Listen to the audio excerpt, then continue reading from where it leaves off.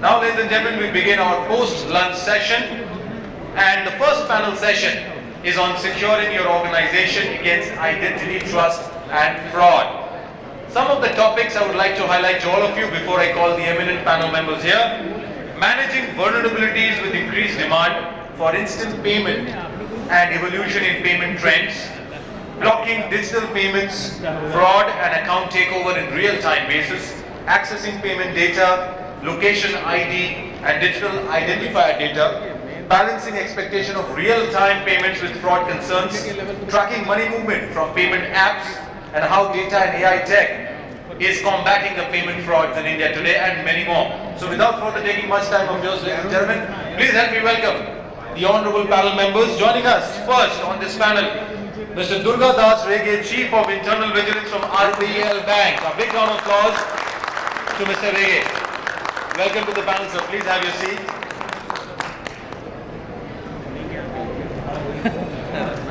Joining next in the panel, we have Mr. Vishal Jain, CRO from Choice Finserve. A big round of applause to Vishal. Do we have Vishal here? Alright, I think Vishal might be on the way to join the panel. We move on to our next panel member for this panel, Ms. Anita Kulshrestha, General Manager, Vigilance Vertical, SBI Bank. A big round of applause to Anita ji. Anita ji, welcome to the panel. Please have your seat, madam. Joining next in this panel, ladies and gentlemen, Mr. Pankaj Mohta, Head of Fraud, Risk Prevention and Strategy, SMFG India Credit. A big round of applause to Pankaj. Pankaj, welcome to the panel. Please have your seat. And now, ladies and gentlemen, I would like to call on the next panel member, Mr. Amitkumar 𝐶𝐞𝐻, Senior Lead for Fraud Risk Management, NPCI, National Payments Corporation of India. Big round of applause to Mr. Amitkumar 𝐶𝐞𝐻. Welcome to the panel, Amitji. Now, ladies and gentlemen, moving on to our honorable moderator for this panel, Mr. Gerry vanHolsteyn, Senior Vice President of Global Sales of TruSense, Route Mobile. A big round of applause to Gerry. Gerry, welcome to the panel. Please have your seat. Vishal Jain, do we have Vishal here? So, Gerry, can we wait for Vishal, or you want to start the panel session?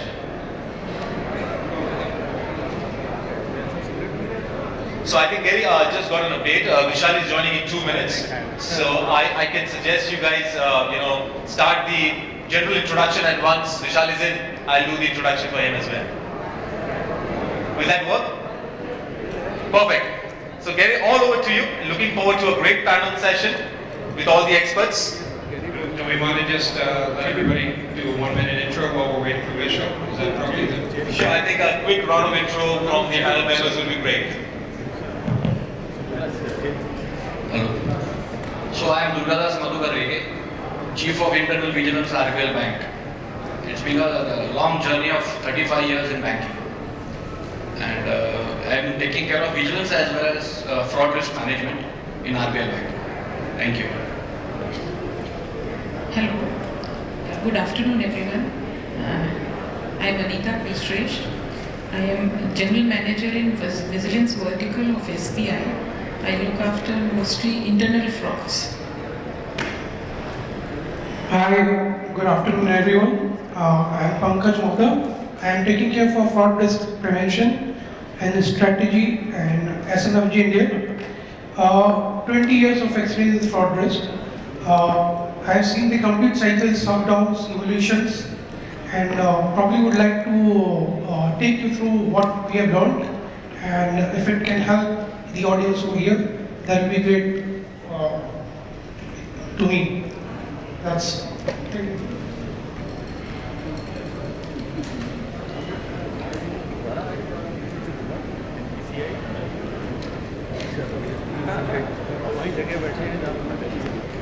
Good afternoon, myself Amitkumar 𝐶𝐻. I'm part of fraud risk management team of NPCI. Been in this anti-fraud fraternity for almost 17 odd years, and looking forward to this session. Thank you. Hi, good afternoon, everyone. I am Vishal Jain. I am working as Chief Risk Officer in Choice Finserve Limited. I am taking care of all risk-related activities. Thank you. Thanks, panel members. I'm Gerry vanHolsteyn. I'm the head of global sales for TruSense, a route mobile company.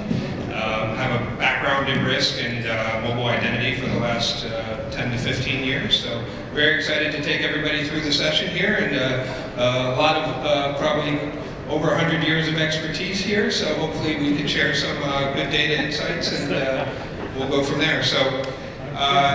Durgadas, do you want to start with blocking digital payments fraud and account takeover in real time, and what you can share about that? Can we kick off from there?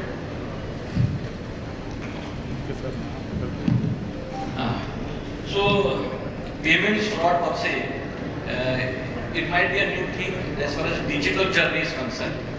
But way back in banking sector, banking industry, these payment frauds were prevalent.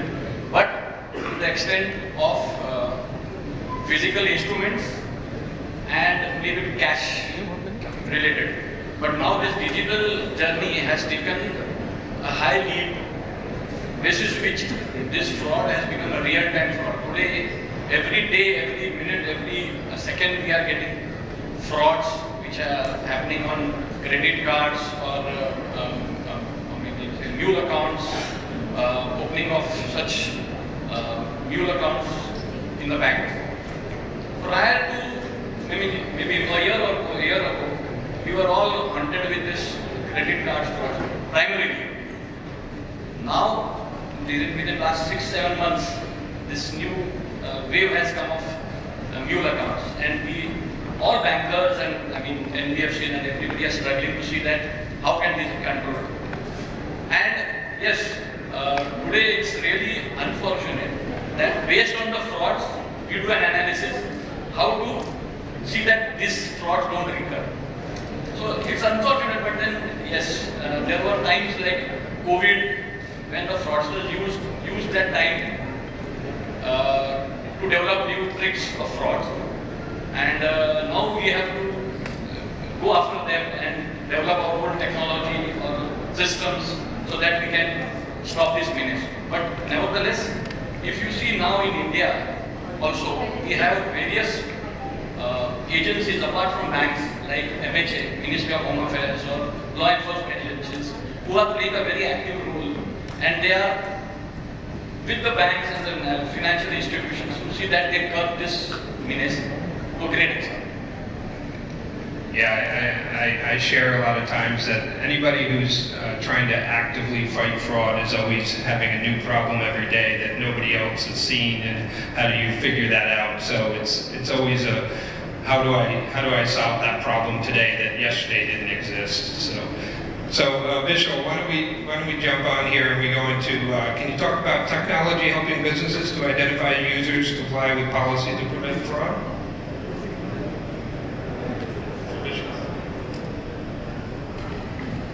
So, I feel technology is really a big enabler for all the financial organizations, be it NBFC or bank.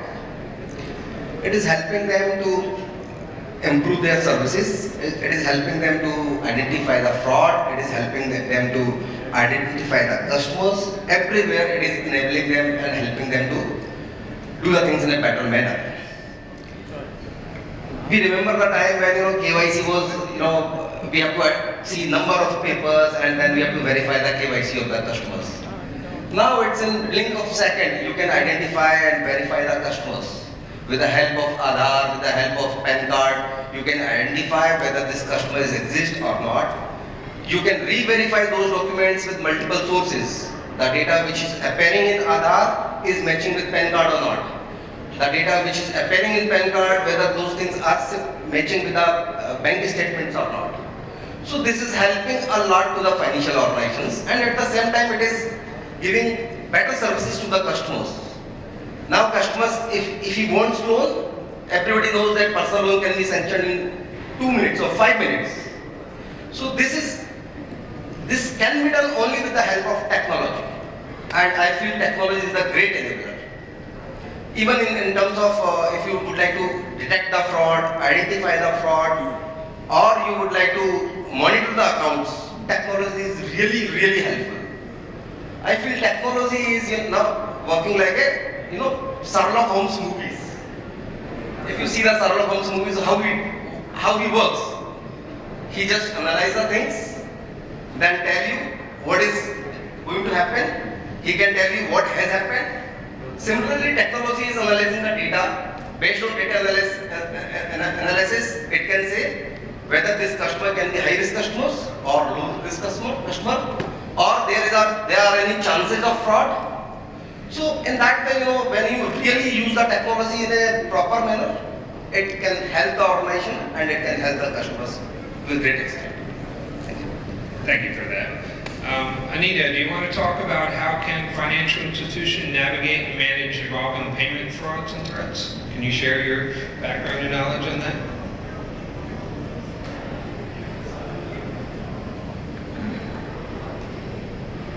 So Mr. Vishal, when he was talking about the technology, so this is an evolving field where we are just starting from the traditional manual tweaking with the technology to going towards the continuous and automatic models, so that the kind of data every organization is dealing with can be handled in such a fashion. The most important filtering is done about the fraudulent transactions or data, and those can be focused upon to really pin down the culprit or the fraudster and avoid the recurrence. So for doing that, as of now, what we see in the organizations, there are multiple plethora of softwares which are being used separately in a fragmented manner across different functions in a department. So this could be like maybe one department is looking at the authentication, another one for device ID or the transaction monitoring, or another is looking only at the AML, CFT related things. So all these things are interrelated, but they are not talking to each other. Similarly, the people in charge in the organizations, they are also oblivious of what the other department is doing, and the duplication is happening, making it not only inefficient but very ineffective. So to make it effective, the vendors need to evolve a one-stop shop kind of solution for the modern organizations to deal with the fraud monitoring, fraud detection and prevention is need of the hour. Based on AI/ML is being touted as the most preferred solution today, but the ML also has a very graded solution. Like what it was doing earlier was a supervised ML, where the data being fed to the machine was very trained. It was being trained on the historical data. But the criminals, fraudsters, they are evolving faster than the organizations. As Mr. Durgadas was mentioning, that we have to keep pace with them. So to meet that, we need to have ML solutions, models which are continuous, which are automatic, and which can identify the self-learning can be done. And these type of solutions are now available in the market. The only thing which organizations, especially the financial institutions, banks need to do is they should go for enterprise-wide solution rather than separate solutions. That is what I think is going to prevent the frauds. Yeah, so as a vendor, since you put that challenge out there, do you find vendors, I'm going to ask you a question here because you said vendors should be building stuff that's both interchangeable, so if I'm a vendor selling to you, that service should also be able to work with other services. Are you finding that anybody in the market's doing that today? Is it your request or is it something that's happening? Just your thoughts on that. So basically, the vendors are better educated than the organization because it's their area of operation. So banks per se will not be able to keep pace with the current happenings. So it's upon the vendors that they evolve such solutions and provide enterprise-wide, and they should be able to sell it by telling the advantages it will have for them, may be costlier in the beginning, but the selling is to be done by the vendors. Okay, and to add on to that, do you see the vendors at all working together? Is everybody kind of coming at you one by one? Here's my solution, that should be different than that solution. Have you seen any collaboration happening from that perspective? It depends on scenario to scenario. The collaboration is need of the hour. So as a vendor, you're putting the challenge out there, how can we work better together, right? And I always say there's enough fraud going on for us vendors that there's enough for everybody to do. It's how can we help get ahead of them? As you mentioned the technology before, the technology and the fraudsters is good or better than what a lot of the companies are doing. That's why we're always playing catch up, I think. So thank you for that. I just would like to add here, like if the organization is very big and old, so and in that kind of organizations you will find that multiple departments are using different kind of technology. They are not in sync.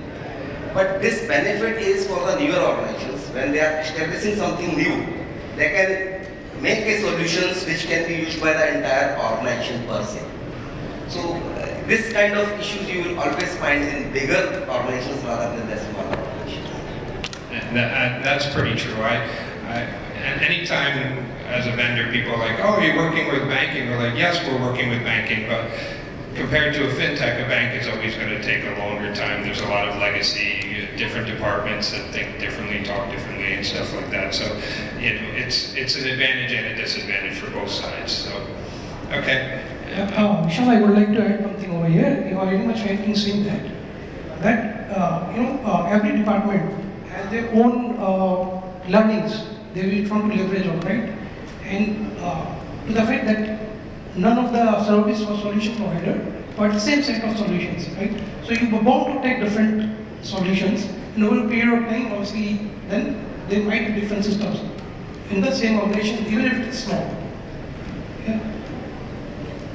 I agree with that, because at that particular point of time, what is the requirement, and that gets set up in the organization. But to top of it, okay, even if there is system, different systems, there should be a common interface. Integrate everything and leverage on the data. So that can give you an alerts from fraud perspective. Okay, and then can leverage on the data also, from business purpose also. So I agree with SBI, it will be very tough, okay, integrating all the system, but probably the small organization can do it much faster. No, but even in small organizations, this problem is always there. I mean, howsoever small you may be, you could be a mom and pop shop also. Even there, maybe somebody is looking after one function and the other one is. So there also, if you don't really integrate all the functions, the problem will remain. Okay. I've seen as a vendor going out and talking to different organizations, you can have two companies that do the exact same service that are, if you put them side by side, they look very similar. That when you go inside and you understand kind of how they started and what their design was, that can be completely different. So it's a challenge as a vendor to understand that landscape. And as you said, this person has been around a long time, so they run this function. We're in another company that's run by an organization and stuff like that. So it's a constant challenge as a vendor, and I can only imagine if you move from one organization from the banking sector, how that would be and how you can mitigate that. So, but good discussion. Pankaj, do you want to talk about with the increased demand for instant payment and the evolving payment trends, how you're managing those vulnerabilities? I think that would be great to hear from you on that. Okay, to start with, I would like to take you to some history. Okay, when I joined 20 years back, and one of the organization, most of the thing was dealt through Excel. Okay, entire system was in fact the boarding was on system, and we were thinking of like credit card frauds. Okay, there you need a lot of domain knowledge. Okay, but over the period of time, now what's happening? Everything is merging. Today, in the payment fraud, okay, lending institutions are also vulnerable, right? Because they also need to transfer the funds immediately. Now, the vulnerability which you are talking about, okay, we need to understand why is it happening fast. The fraud, as I told you, the traditional method, there's a lot of physical interaction which was happening. Now in the digital era, if you see, slowly and gradually it's transiting where we don't meet the customer at all. Okay, so there's a gap which is happening. Okay, and what we want today, from a business perspective, we want everything should be available at least to customer. We want a rich customer experience. We want to provide them smooth flows. We want to have a quick turnaround, and at the same time, we want the authentication to be less. Most of the people prefer no authentication at all for the payments. So that will obviously lead to increase in frauds, right? So when we talk about the vulnerability, there are two classes. One is basically your internal vulnerabilities and the external. Now internal, when we are talking about frauds, we mostly see it in terms of customer perspective, customer default, customer KYC. No, it is much beyond that. And the reason being, first comes your internal security in terms of data protection. Alright, there are a lot of integrations which we are doing, API integration. We talk of running the BREs. Okay, we talk of AI, ML. But do we really think that when we are talking about APIs, how it is configured, and if that is not encrypted in a proper way, that can lead to much larger risk in terms of your customer data, which can be taken by others, and much larger fraud can happen. Then comes regarding ML, I would like to quote from some of Hindi proverb. It's like boya ped babul ka aam kahan se hai. It is basically how you train. When you are talking about AI ML, who is training that model? That is important. What you feed in will come up. Someone has told garbage in, garbage out today morning. Very appropriate, because you need to understand what you are putting in the system, otherwise your AI ML is bound to give wrong results. Okay? And on top of it, you will not even able to realize after putting AI if you do not have a continuous monitoring around. I will give you an example. And you can read it on websites also. There was one of the CVs training forms. Okay, so most of the candidates they were using AI to screen the CVs.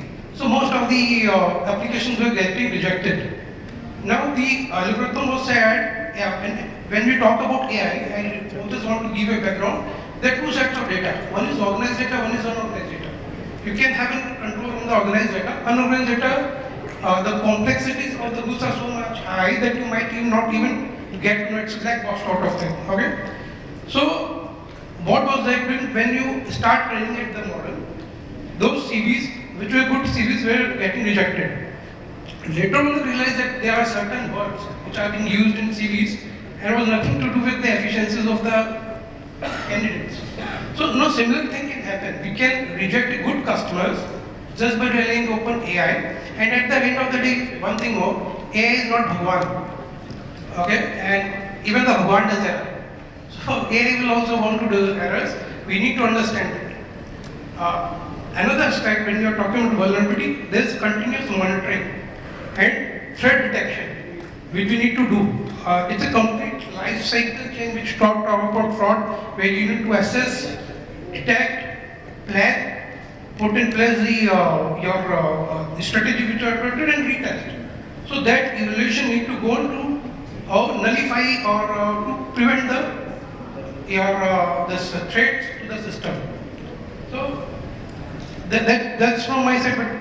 But anything you should like to hear more from me, I would love to have. No, I think that's really good. I mean, vulnerabilities, it's one where you do what you can to mitigate it, and then the next one, then you have to figure out what the next vulnerability is, and just keep going down the line. It's a never-ending. It's a never-ending. But it's and with new services coming online, you have new vulnerabilities, new ways. As you mentioned, AI is able to help, but also to challenge that. So even I would like to say that for the vulnerability assessment, there are a lot of BREs being used in organization. A lot of the organizations are using BREs in terms of credit assessment. We recently started deploying that for fraud risk, okay, from the lending platform. But they will keep evolving, and one need to keep an eye on it. How it is behaving, how it is performing, what's the output, and you need to take analytics help also to detect the vulnerability, because you might not be sound enough all the time.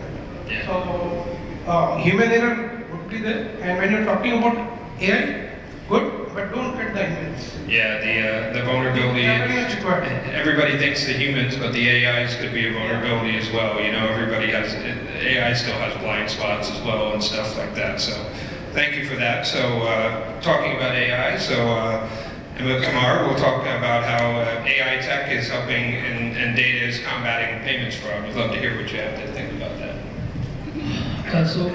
I couldn't agree more with what Mr. Pankaj said. That end of the day, after all, AI is not a god, and AI can also commit a mistake. Definitely, it also requires the human intelligence, to combat the fraud, and taking cue from it.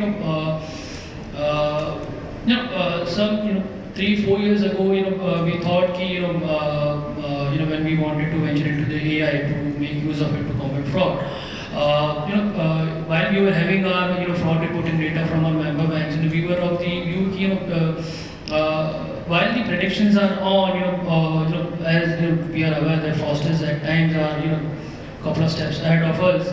What we can do better so that we are hands-on on the current modus operandi that is into play, that are being used by the fraudsters, and how best we can do to kind of enrich our AI model so that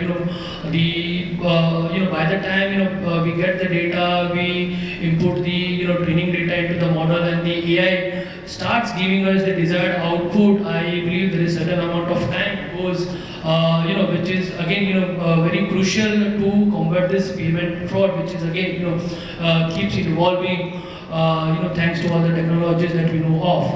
So we started, let's start with infusing of the data in the offline manner, or inorganic data that we can make use of, and apart from the banks that keep reporting us fraud, we started infusing other inorganic data, in the sense of that we had our in-house team who would do some mystery shopping kind of exercise, who would actually go out and look out for the social media platform and understand what are the current trends which are happening, how the fraudster is able to victimize the customer, how is able to defraud him, and gain some first-hand experience as to how the fraud is happening, which maybe is not getting reported to us today, but maybe in few weeks, few days down the line, such fraud will will eventually get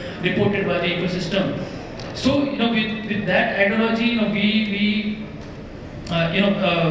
conducted this mystery shopping exercise at our end, and we understood what are the recent trends which will shape up big time in future, and of course there were some data insights also along with it that we got, and we shared those insights with our with our data science team, so that while you have your own training data in place, let's also make use of this inorganic data to understand the what are the future models operandi that this these fraudsters are using, and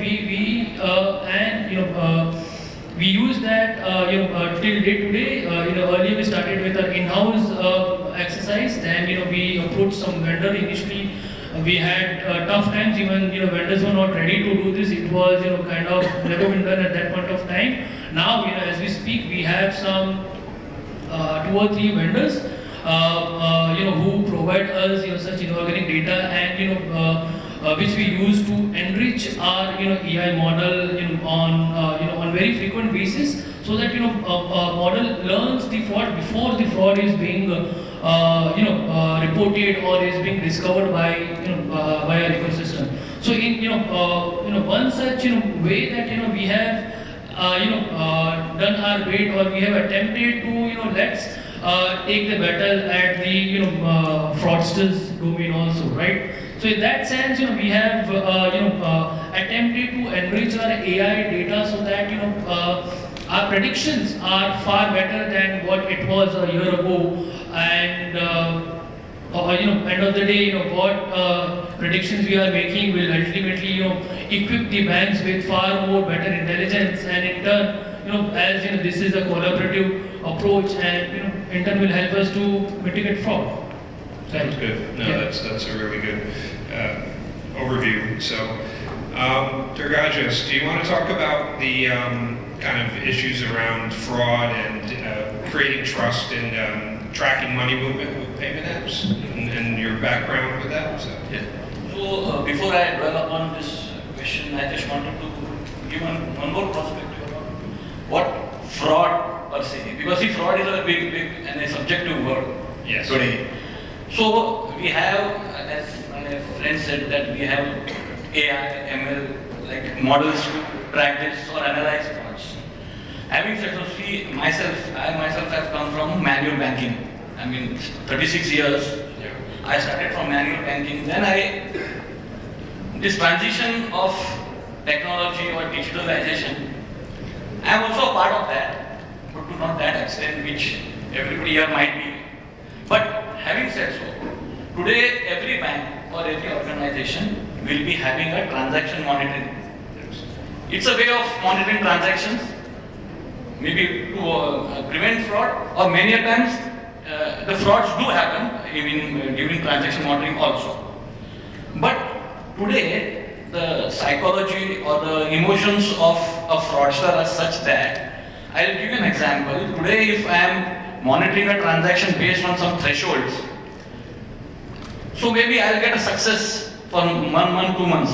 Subsequently, the fraudster also comes to know the threshold is at 25,000 or 5,000, and then he tries to modify, and then I have to modify. So we are literally, they play with us. Let's be candid enough. Ongoing model. Fraudsters are constantly probing. They're figuring out your control thresholds, and so yeah, it's definitely something to hear about. And it'd be very interesting, as you talked about. One thing that I've always said is if you can't automate if you can't get the process right to start with. So if you want to talk a little bit about that and how you move from what you used to do in manual banking to now into doing it in either machine learning or AI, and what you're doing about that, that'd be great to hear. No, so for example, today there is a very big menace going of mule accounts. That's what I said sometimes back also. So today if accounts are opened, it all starts from how you are sourcing an account. Maybe I am going little out of the digital world. So person who is coming to open an account, the relationship manager needs to ask a basic question, which I have told some couple of days ago also, that why you want to open an account with us. If you ask this question also, you can come to know the intention of the person. Whatever little experience I have, based on that, I thought. So this question also plays a very important role. Having said so, if the intention of that person is to open a mule account, then nobody can stop him. Because today, if you see mule accounts also, the KYCs are okay. When you open an account, the KYC is okay, but subsequently he starts using that account as a mule account. So as bankers or as financial institutions, we have to just monitor those accounts, and specifically during the first month or first 2 months of an account opening, you will get to know the trend of what an account is and how that account is being operated and how the money is flowing from one account to another account. It's possible to do. Having said so, as I said sometimes back again, that the law enforcement agencies or the Ministry of Home Affairs have come out with a portal through which you register these frauds and all. They also are very keen to see that the money doesn't travel from one account to another account. That's why if you see, all the banks today have a team which sits 24/7 and monitor this along with the law enforcement agencies, or the I4C, which is a team which has come up, which monitors this with the help of the banks. So apart from banks, government agencies are also very much concerned that this is real menace. But I would also give this responsibility to the customers, saying that banks come out with various awareness today through SMS or emails. But it is, I mean, they turn a deaf ear to it. Today they will just read it, next day they will forget it. But to some extent, I would say that it's their responsibility also that they should make use of that awareness that the banks are giving them, so that this will really help in curbing this menace. Yeah, I agree. I think that as you talked about vulnerabilities before, the inner engagement between the financial institution and the actual customers can be a vulnerability that the fraudsters can take advantage of as much as anything else. One thing I would like to talk more about it. Recently there was some fraud in northern state. Every 150 crore fraud, I think everyone must have heard of. Okay. Around 6 months back when I was speaking to someone to close network, I got to know a lot of mule accounts are getting opened in that particular state. Again, they have seen a sudden jump in terms of KYC frauds also. So I think there should be some leverage on that, because it's a lead indicator. Okay, for NBFCs or the banks who's lending. If there's an account which is being opened, and suddenly if you see KYC fraud jump, then obviously it is bound to take some either loan or for doing anti-money laundering. So that could be used as a lead indicator, and if something of this can be set up to early alert the other lending institutions, that will be great. That no platform is there as such. As of now, we are using network which is not regulated, but there are something which I see when you are seeing all only units. Anyone else want to input? Anita?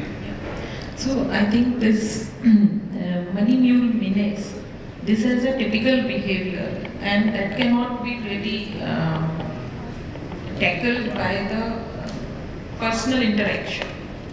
It needs to be dealt through the technology. And there has been research and there has been technology which says that the mule account opening has a particular behavior at the time of onboarding and then during operations. And there are some vendors who are ready to provide solutions for tackling the money mules. And I think if a particular type of menace starts, then everybody starts shopping for that solution. Instead of doing that, because the fraudsters will shift their base immediately from one type of attack to the other type of attack, and that is what I was talking about, the comprehensive solutions which any FI or bank should look forward, rather than tackling only the current ongoing issues and the frauds. That is what I feel. I joke where fraudsters have product roadmaps just like any other company does, because when it becomes too hard for the what you start mitigating, they move on to the next thing, and what's the path of least resistance for them. So everybody on this council here is playing catch up all the time, because once you think you figured it out, they're going to go to the next easiest thing to go from there. So it's a thankless job that's always changing, is what I usually say from a risk management perspective. So Vishal, it would be real great if you could talk about things like location ID and digital identity and payments data, and how that access is helping to create that better security and trust in the users. So you want to share some of information around that? Yeah, so, as I told earlier, digital data is very essential. Whether you are working in physical mode or in digital mode or in phygital mode. After it, you will find most of the organizations in India who are into secured funding. They are working kind of phygital mode, where they are using the technology, and at the same time they are doing the manual checks and controls, which is really good methodology through which you can have better controls. So, for example, if I would like to give some example, even though I am doing the cases through digital mode, I have sanctioned a case of a customer. later on, for the sake of verifying the customers, whether that customers exist or not, whether that properties exist or not, I would like to go and visit the customers. Now, if you are having the location data of the customers, it will be easy for your risk team or your any other agency which you are appointing to reach to the customers very easily if you are having the geo data of the customers. So even though the organizations which is absolutely working in physical mode, but that geo coordinates, geo data can help them to do the things in a better manner. So there are certain guys who are from old school. There are certain guys who are absolutely from the new school. There are certain guys who are, thinking that both the ways are better. But the way things are moving, especially in India, financial organization has to understand that unless until they will improve their systems, unless until they will work on the data, it will be difficult to survive for a longer period. So lots of data you can analyze, say for example, bank statement analyzer, through which you can analyze the customer's behavior, customer's spending patterns, customer's income.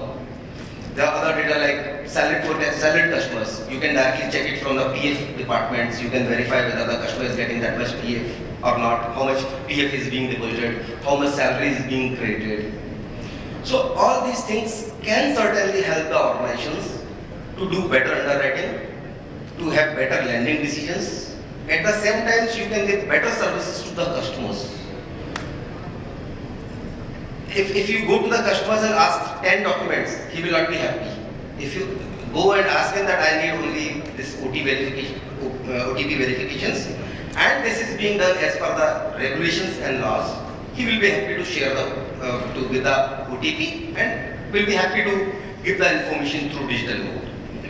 So I feel in coming days, we have to see how we can add more things in our systems which can have better controls, can give better services to the customers, and at the same time can have better lending prospects for other organizations. Yeah, that makes sense. I think the more data points you have, the better decision making you can do. So I mean, that's a challenge to us vendors to bring better solutions for you. So, and I think I think as we're winding down here, Pankaj, do you want to?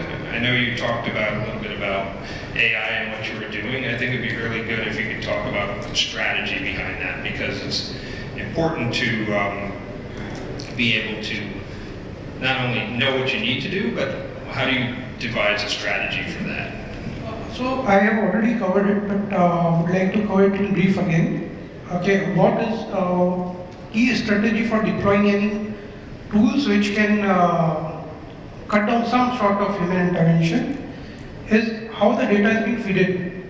Okay, the synergies of the data need to understand what you are feeding and what output you are expecting. Then there should be an overlay in terms of proper detection and your reject analysis also.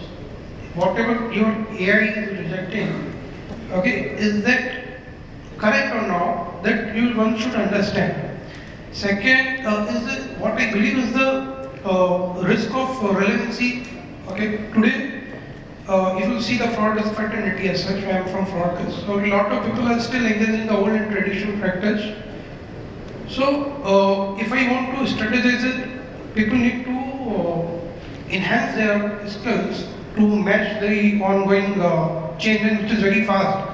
So the master should be, those who are training the model should be well enough trained to deal with that model and understand the risk arising out of it. So if the input and output both are controlled, then you will have a good system in place. That is a requirement. Otherwise, all the models can behave in the same line, and if not properly monitored, then probably there is no use of deploying any such tools. Yeah, I think part of the reason I ask that question is I think people get caught up in them just trying to do it every day instead of saying, what is my strategy? What am I actually trying to accomplish here? So that's really good to hear. So before we open up for Q&A, is there anything else? If I may, I will attempt not to digress, but I thought, I should not keep it to myself. Like we are having a conference here, I'm sure Foster's also will be having a similar conference somewhere else, right? So like you mentioned, signages of data, it is, also important to have a signages of department. Seeing this, that, the people, folks working in risk management are not only the risk, the risk culture should be, imparted in each and every employee of the organization or banking institution.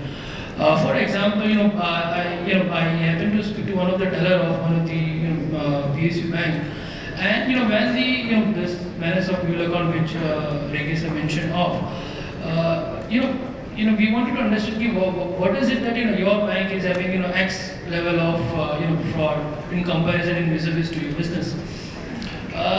So one of the teller mentioned that these accounts were whenever these accounts were mentioned were opened, there was a another guy who used to accompany that account holder, right, and who used to provide his own contact number.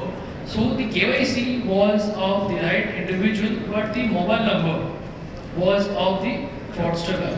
So that is how he was able to kind of control the account and then carry out his stuff. So this data was picked up, and and again which was shared with the central department, and then the teams, front-end team were trained in the best ways that the mule account operators can be kept up the way. Second example is when we talk of AI helping us in detecting the potential mule account. One such example I would like to quote, a bit granular though, is that while we have digital avenues also to source the account, to open the bank account. In my interactions, what I believe is that whenever the accounts were open, the fraudster was able to get the video of the customer, and he was told to do left movement of his head, the right movement of his head, and the same thing was provided onto a video, and whenever the video-based KYC was opened, the video was kind of placed in the front of the video KYC or digital account opening as such.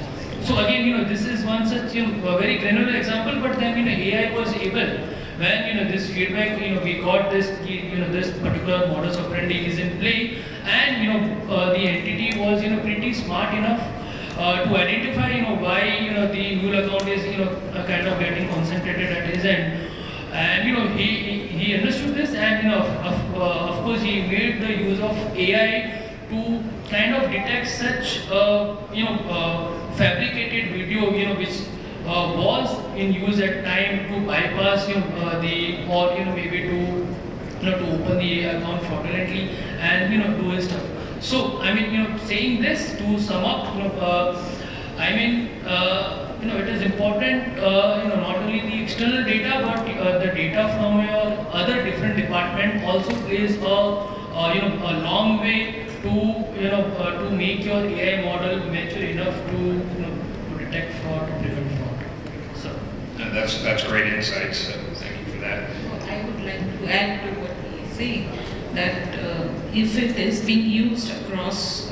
That is what we really need to. We need to put solutions across the enterprise rather than doing it for one kind of problem at a time or in a fragmented fashion. So, and the whole channels, especially for payment frauds, they need to be routed through some kind of proactive risk management, so that the identification is done. Onboarding should similarly be in a safe environment rather than doctored video KYC. If you're only playing catch up and you aren't proactive, you're always going to be in trouble. I think that's probably the best way to put it. So I know we were running short of time, but do we want to take any questions from the audience? Is there any questions for the panel? Someone in the back? I request you kindly keep your hand raised. Yeah, can we have the mic to him? And please do introduce yourself and the organization and question to which particular panel member. If it's a generic question, I think Gerry, you can decide which panel member would be the ideal one. I'll look to the panel members to see who wants to answer it. I won't put them on the spot. Hi. Thank you that conversations were really insightful. I'm 𝐒𝐞𝐬𝐭. I'm from Clarify, the name on your lanyards. My question is simple. All of you in your conversations mentioned that all the frauds, etc., is still a menace, even after all the technologies that are available to us. So, out of the consumers, government, and banks, there's surely something that everyone can do better. Who and what can we do better to prevent all of this and make it better process? Thank you. Thank you for the question. All right, maybe I'll just allow, which two of you want to kind of take this? What would be your recommendation for where we can improve from different? So I'll try to answer your question. If my understanding is correct, you are more, emphasizing on the point that how to prevent frauds. Is this a general, which I can take as a question? I think it's more around if there was something that governments or, what could be done in the ecosystem that makes this go better? Where could we get better at? So, like we said, the speakers here also mentioned that AI and ML is the way forward now. But today, and most important, we need to invest in technology. That is if you see most of the banks now, that is what I feel, 25 to 35% of the budget will be going for investment in technology because of what we are facing now. And the reputation of the organization also is at stake based on the frauds that happen in the organization. Having said so, monitoring is the best solution as of now till you develop your AI and ML models. I am not so privy to such models, but yes, today I am having a comfort saying that I have a very good transaction monitoring scenarios, rules built in to monitor and to tweak those rules and scenarios based on the fraud analysis that we do. And you have to, update yourself with the new tricks that the fraudsters are using. And you need to understand the fraudster so that your frauds come down. That is my limited submission. Thank you. I will add something to it. Like you asked, who should do what? The banks, the government, or the customer. So the customer need to take the education seriously, but the most important part now is being played by the government when it says it has established I4C. And it is helping us banks to coordinate, consolidate and prevent the frauds, do the recoveries. And similarly, it is coming up with lending apps also. It has come up with heavy hand when it has banned so many apps, remove them from the Play Store. And also it is going to kind of license the good apps. Only some Google has also been asked to remove them.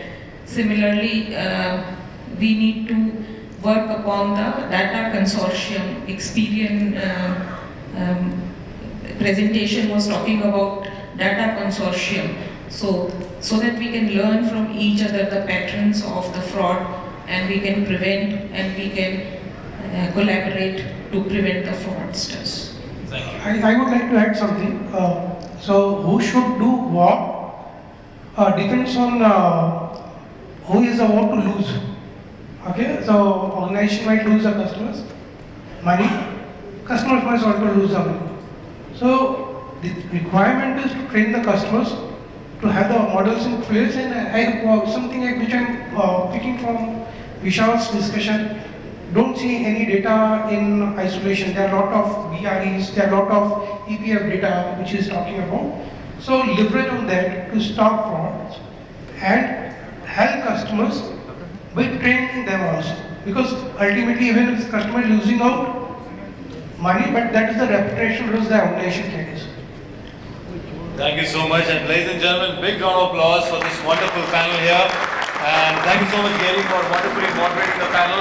Really appreciate that. And now, I would request the honorable panel members and the moderator to kindly be here. I would like to call on stage Mr. Sriram Shekhar, Pre-Sales Head South Asia from 𝐈𝐝𝐞𝐬𝐭, to kindly do the honors. Do we have Sriram here? Thank you, Sriram. Welcome to the stage. We'll start with Mr. Durgadas Rege from RBL Bank.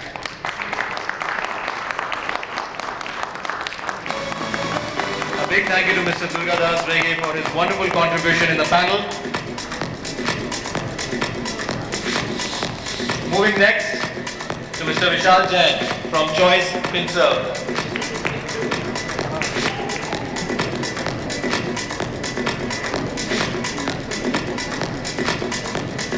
A big round of applause to Mr. Vishal Jain for his wonderful contribution in the panel.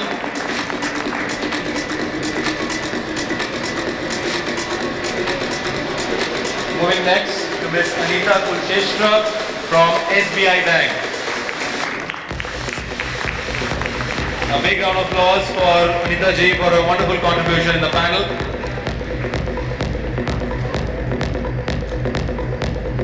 Moving next to Mr. Pankaj Mohta from SMFG India Credit. Big round of applause for Pankaj for his wonderful contribution in the panel. Moving next to Mr. Amitkumar from NPCI.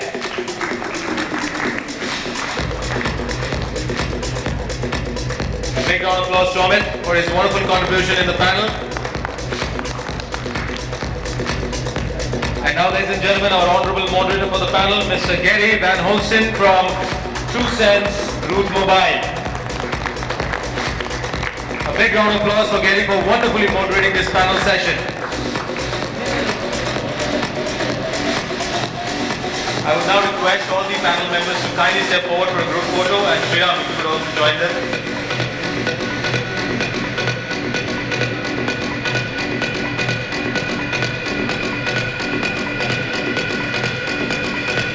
Ladies and gentlemen, another round of big applause for this wonderful panel here. Fantastic panel of speakers.